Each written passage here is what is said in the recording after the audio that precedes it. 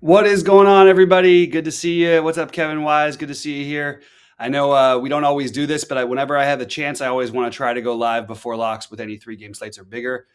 This afternoon slate is actually a better slate than the evening slate. I kind of wish they would have made this the main slate today, as opposed to the night one with some better tournaments and stuff, because it certainly has some options. To go through it real quick, I think that what I'm going to do is I probably am going to eat the chalk at pitcher. I think that it's, excuse me about that. Excuse me. Um, did I just switch? I switched over my thing. Yeah. I like either a Burns, Javier, or I don't mind if you want to go with Gallon, Keller. If you want to spend down, John Gray is fine. Logan Webb, I think, is probably my favorite of the other than Burns Javier combination. So I don't mind if you want to go Webb with one of Javier or Burns, preferably Burns.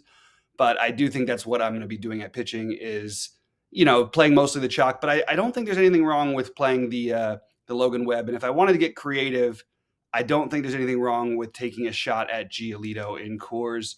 We have seen, even on nights like last night, you see them struggle sometimes, even at home. And we know Giolito can be all over the place, but he does certainly have the upside at 7,500 at low ownership because of Coors to get you there. So I don't mind the idea of playing some Giolito as a very long shot play, but it'll basically be Burns, Javier, Webb, and Giolito as my mix of pitchers. I did post my early things in our Discord. I'm not going to post them on the site today because I posted them in Discord anyway. The only bet I like really from today's games is Logan Webb over 4.5 Ks, which again speaks to me liking him a little bit as a pitching option. I know he's 9.4K, but I think 4.5Ks is too low. I know you have to lay a little bit. What is the exact odds? I'm looking at minus 151. Still feels wrong to me. I don't even mind if you want to bump that up to 5.5 because I do think there's a really good chance for him to have a nice day here against Arizona, who again doesn't strike out as much as maybe we'd like, but Logan Webb is a really good real life pitcher, and he had 8 strikeouts the last time these two teams met. 4.5 just seems way too low. So that's my bet side of it for the day.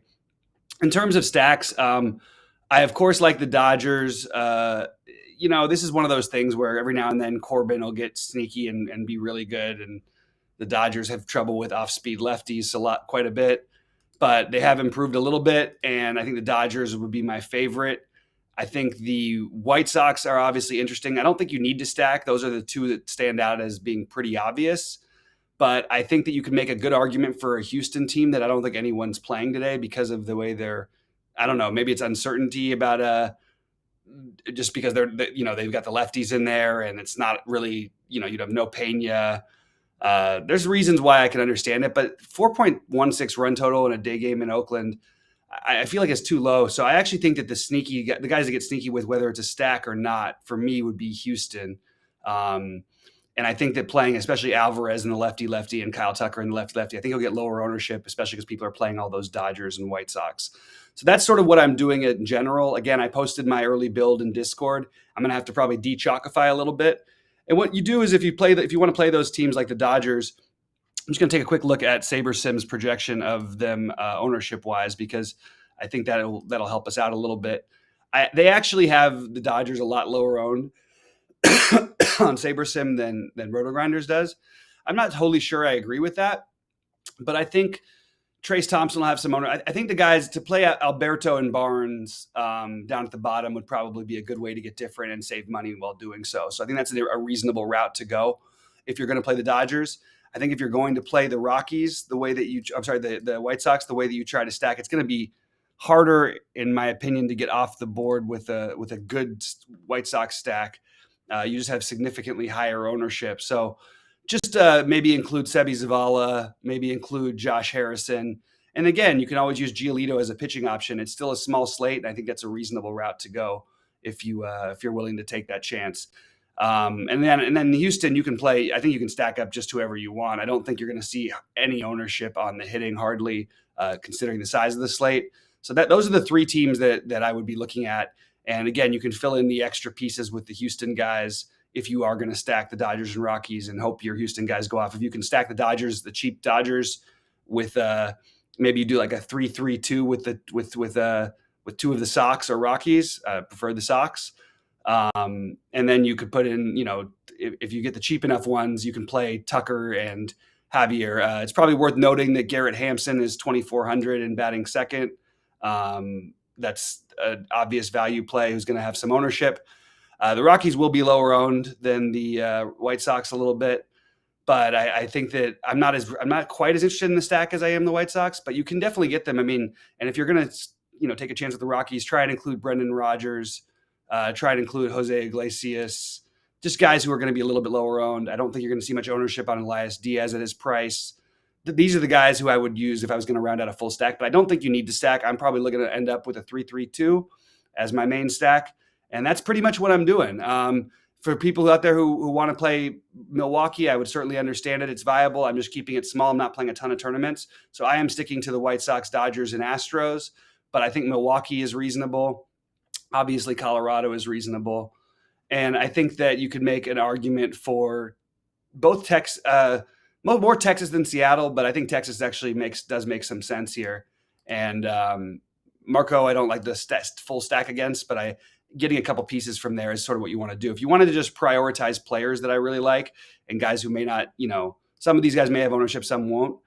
I think you're going to get low ownership on anybody from Minnesota. If you want to take a home run shot against Corbin Burns, maybe you do want to play a Buxton or something like that to get a little bit weird. From Milwaukee, I think that, again, I think a stack is even reasonable, but I think that if you're gonna have to pick a bat out, for me, it's Rowdy Tellez. The guy's sort of got under the radar and just been crushing the ball all season long. I'm not as interested in the Angels and KC game personally. I'm fine with either side. I just feel like the offenses are pretty inept, and I'm not all that excited to play either of them. But as I mentioned with the White Sox, your low-owned options are going to only be like Zavala, probably, and Harrison. And if you're going to play the Rockies, you would want to, as a full stack, I think you'd want to include the Iglesias, Brendan Rodgers, Elias Diaz guys. But I actually think the Rockies stack goes a little lower. And again, I'm just looking for best bats here. Best bats overall, I think that Kyle Tucker and my favorites are Kyle Tucker and Jordan Alvarez, just because the ownership is not going to be there. And I think they both have a chance to have a big game here against Cole Irvin. And then you got a pretty bad bullpen behind him in Oakland. It's a day game there. Those are sort of my favorite get different home run plays of the day, along with Byron Buxton, if you want to take one shot against Burns. I also think that, again, I do like Logan Webb as a pitcher today, and I think Zach Gallen's even viable. But if you wanted to pick out a bat from those games, I have no problem. I just don't have anybody who truly stands out. I kind of like Seager in the lefty-lefty matchup at low ownership for Texas. That would be one of my favorites to get off the board. But I think that's what you're doing, is you're trying to use some of the chalky guys who make sense and get a few off the board bats in your builds to try and make things work. The Angels, I mean, look, it's fine. I have no problem with it. It's just it's really hard to play a team that's just really horrific offensively. And oddly enough, the Angels are getting they're just beneath the Rockies in terms of ownership. You know what I mean? So I would probably rather just play the Rockies in that situation. Also, I don't think Keller's that bad. I actually like Keller better as a pitching option than I do the Angels as a stack. And I think that as far as let me just make sure this is right. Yeah, I do have Keller higher than I do have any Angels as a stack probability here. And I think that's what I'm going to do. I think the Royals would be the better play if you're going to play one of these teams. And I think that, just looking at the ownership on the Royals, it's going to be just low enough to where I think that would be the better stack, and they're cheap.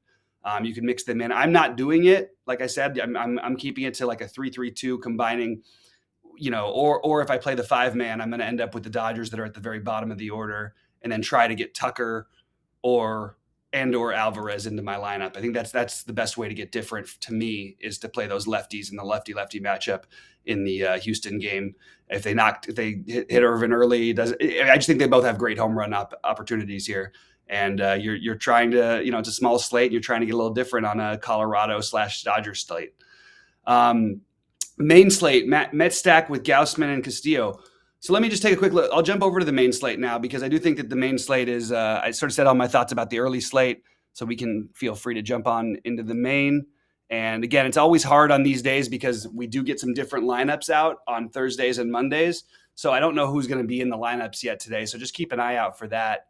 But I am probably going to play a decent amount of, let's see, we still have like I still have confused about who's pitching for who for the Mets and Yankees situation. Um, yeah, I think the Mets. I think the Mets are completely viable. It's only a five. There's only what 5 games to choose from. So the Mets are viable. I mean, Toronto is probably my favorite. No, sorry, Cincinnati's my favorite, followed by Toronto. But that's going to be what the chalk is. So if you want to get different, I certainly don't mind using a Mets stack that looks like it's going to be way under owned. So I kind of like that call right there. I think that Boston will get the next bit of ownership. I'm actually surprised Boston's run total isn't higher. I know this is a pretty weak lineup that they're supposed to put out there tonight, but it's still in Boston, and I think they're going to be pretty popular. I think they're going to be pretty popular with the exception of the guys like Frenchie Cordero, Jackie Bradley Jr., Christian Vasquez will probably be on the outside looking in for most people in their stacks. So I think you could go that route. And I think, look, what if Eovaldi really, really broke something in that game with the 28 run game?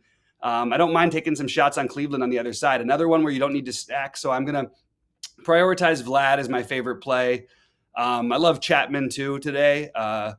And I think that the ones, both pitchers are in play for me for the Tampa Bay Baltimore game. But I personally also think that both offenses are in play, especially the Tampa side of it. I think that Luis Castillo is probably going to end up being my highest owned pitcher on the main slate. But I am going to mix in some Rasmussen. I'm going to mix in some of the what else did I have? Let me just take a quick look at my notes. So I'm going to mix in some Tyler Wells and Rasmussen and then Gausman. Gausman and Castillo are the priorities, depending on who ends up pitching, because we don't know what's happening yet with that Yankees-Mets situation. But that's where I'm at for the main slate. KC I think is totally viable today. To answer that question, Kevin, I would have no problem if you want to go to KC. And I think I'm going to make this a quick one and get out of here pretty soon. Reminder, we do post everything on TrueDFS. Again, I posted my stuff in the general chat today. In the MLB chat on our Discord channel. So jump on in there. Just got my early builds, my one bet that I'm making today because I don't have a strong take. And then I will very shortly for the main slate have my priority plays, my core plays up, and we can go from there. So good luck to everybody. I'm going to give it a minute to see if there's any more questions or thoughts before I get out of here. But otherwise, I'm going to run. Let me go to the main slate here. I want to make sure while I'm doing this, I will prioritize get my core plays up on DK. It's very confusing. I need to get some confirmation of who's starting this Mets Yankees game before I actually know who my true priorities are. But as of right now, here are my priorities, and this is what I'm doing. Let's see.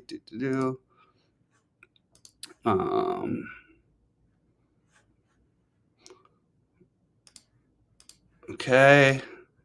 Let's see if anybody else pops on in here.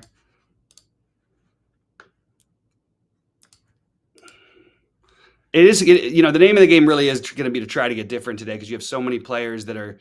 I mean, it's just such a small slate on the main slate. You really want to try to find ways you can get a little bit different.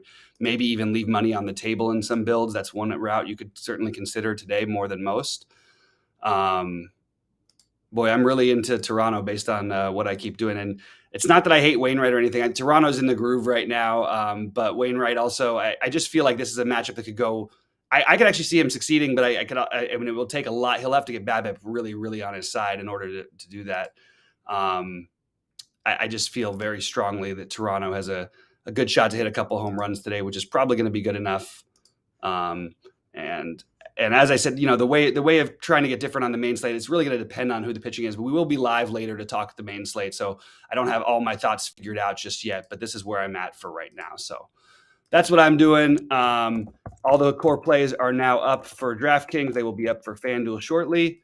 And let's make some money today, everybody. Good luck out there, and hopefully we'll see one of you guys in Discord. It's been a rough couple of days. Haven't had a good couple of days in DFS, but just getting back into it after the week off, after the break. So hopefully we can turn it around today. And good luck, all.